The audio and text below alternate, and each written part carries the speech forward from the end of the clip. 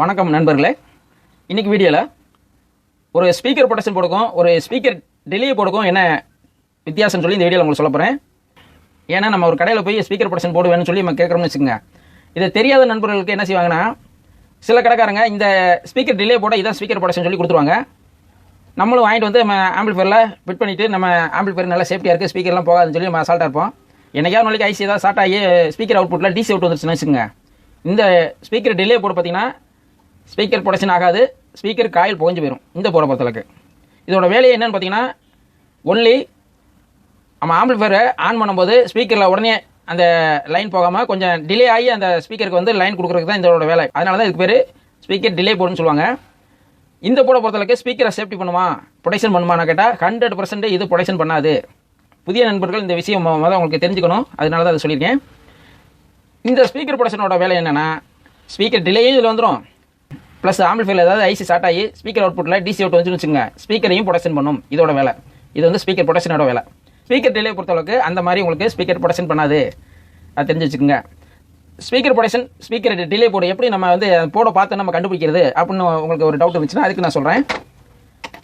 இப்போ உங்களுக்கு இந்த போட பின்னாடி உங்களுக்கு காட்டுற பாருங்க, இதில் இன்னு அவுட்டுன்னு போட்டு பார்த்தீங்களா. இங்கே வந்து நம்ம ஆம்பிள்ஃபயர்லேருந்து ஸ்பீக்கர் அவுட்டை இங்கே கொடுத்து இதை எடுத்துகிட்டு போய் நம்ம ஸ்பீக்கர் டெர்மினலில் கொடுப்போம். அதுலேருந்து கொடுத்து நம்ம ஸ்பீக்கர் காட்டு எடுப்போம் பார்த்தீங்களா. இப்போ கவனிச்சு பாருங்கள், இந்த இன்னுங்கிற இடத்துல ஒரு ரெசிஸ்டரோ எதுவுமே ஜாயின் பண்ணல பார்த்தீங்களா. டேரெக்டாக பார்த்தீங்கன்னா இந்த ரிலே வந்து அப்படியே வந்து இவங்க கனெக்ஷன் அப்படியே எடுத்துருப்பாங்க.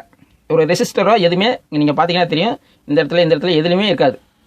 அந்த ரெசிஸ்டர் இல்லைனாவே இது வந்து ஸ்பீக்கர் ப்ரொடெக்ஷனாக ஃபங்க்ஷன் பண்ணாது.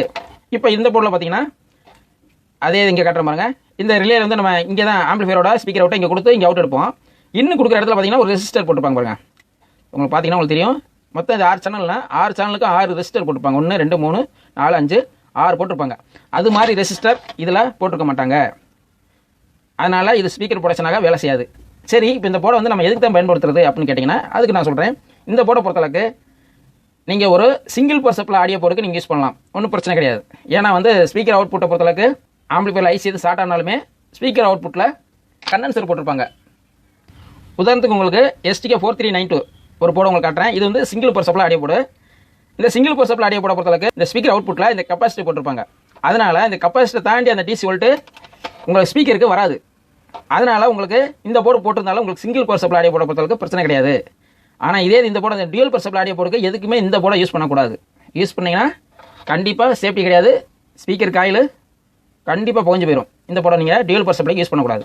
இந்த போர்டை பொறுத்தளவுக்கு நீங்கள் டியூல் பர்சப்பிளைக்கும் யூஸ் பண்ணலாம், சிங்கிள் பர்சப்பிளைக்கும் யூஸ் பண்ணலாம். சிங்கிள் பர்சப்பிளை பொறுத்தளவுக்கு சின்ன ஆல்டேஷன் ஒன்று பண்ணணும். அதுக்கான வீடியோ நான் ஏற்கனவே உங்களுக்கு சொல்லியிருக்கேன்.